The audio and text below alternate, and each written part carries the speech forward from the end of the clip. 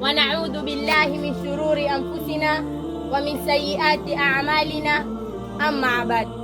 Baada ya kumshukuru Allah na kumtakia rehma na amani bwana wetu Muhammad sallallahu alayhi wasallam, kwa mshukuru Allah kwa kuwa tumeamka wazima, sote tuseme alhamdulillah. Alhamdulillah.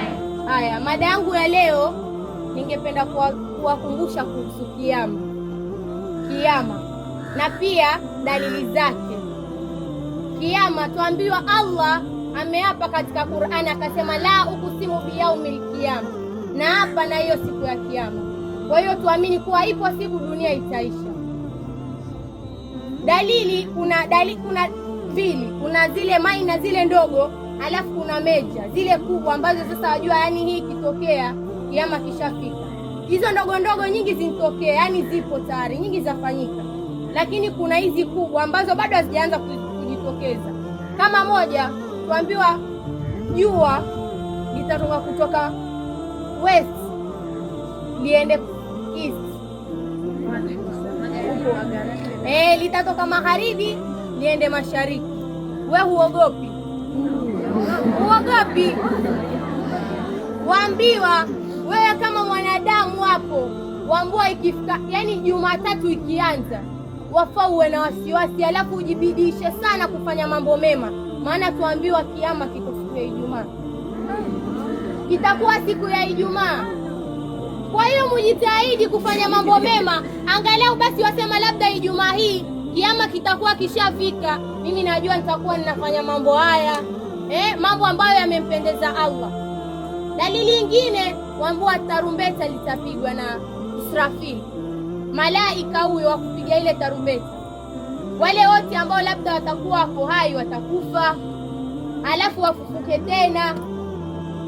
Kwa hiyo tujitahidini kufanya mambo mema. Kiyama kiko siku ya Ijumaa, na wakumbusha tena, tujitahidini kufanya mambo mema. Kuanzia Jumatatu fanya mambo mema, tubu dhambi zako. Allah yasema tumuombe na yeye atatujibu. Tumuombe msamaha, hakuna dhambi ambalo Allah asamehe. Wewe tu ukiwanania, mimi ninanuia, mimi namuomba Allah anisamehe dhambi langu hili, hata kama ni la zinaa, Allah atakusamehe.